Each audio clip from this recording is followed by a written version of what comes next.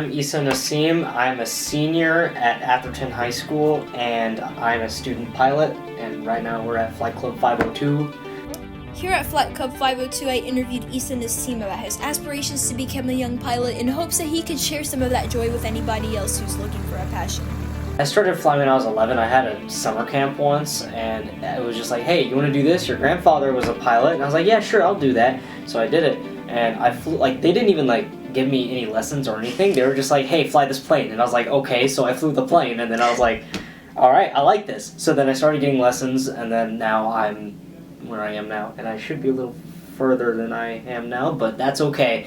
Progress is progress. That's what I always say. I started flying a plane because I wanted to get away from problems that made me feel small, apart from my height. I think, I would always get made fun of or insulted or something or other, and being able to just go up there and just be higher and taller than everyone else is just they don't become worries anymore. They don't become something that makes you depressed. It makes you stronger instead. You go up into the air, and it's so freeing. It feels so, it's nice. That's the only word I can describe it. I want to make it my main career. So UPS is right here, World Port is right here. So if I can fly for UPS, that'd be perfect. They make $200,000, $300,000 a year as a captain. As a first officer, you start off with $100,000 a year, just right off the bat. So being able to do that, having an internship at UPS would also be really good, and have a CFI rating and all that from Embry-Riddle, all that stuff. My instructor, Danny, he has the same thing. He's an intern for UPS, and he's also a CFI right here. So if I can do something similar to that and then become a UPS pilot, then I could fly MD-11s, 747s. I can fly the big Boeings that you see up there. So yeah, that's kind of my main plan. I want to travel the world, go to Dubai, I don't know if I can go to the friggin' Bora Bora in a 747, but I'll try. Since flying is your biggest passion, is there anything that you would want to say to anyone who's kind of looking for their passion or anything like that? Start early.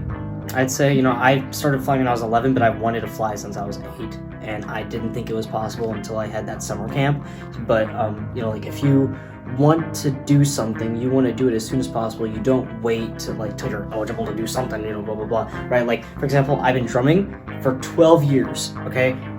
I didn't wait for anyone to tell me when I can drum. If you want to do something for example, all the F1 drivers that you see, those guys didn't start when they were 18 years old. Lando Norris started when he was 7, and he became a champion at 19 or something, I don't know. But you just gotta start early, okay? If you want to do something, you make sure that you know what it is and get it started as soon as possible, because then you're going to change your mind, and if you change your mind halfway through that, you're just going to be oh, now what do I do, right? A lot of people change their majors and all that. Not me. I'm not changing my major. I'm sticking to my aeronautical science degree at Embry-Riddle, which is $80,000 tuition, but we don't have to worry about that. You have a really fun, exciting experience, a really memorable one, flying or anything? I almost passed out.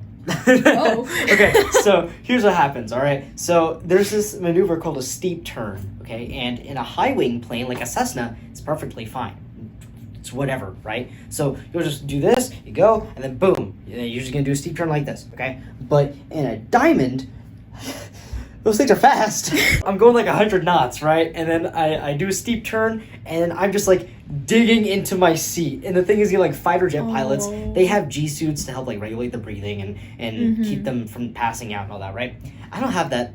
Do you still pass out when you do it? No. That would really suck. That'd be hilarious. I'm 600 feet in the air. That's really close to the ground, and then just immediately.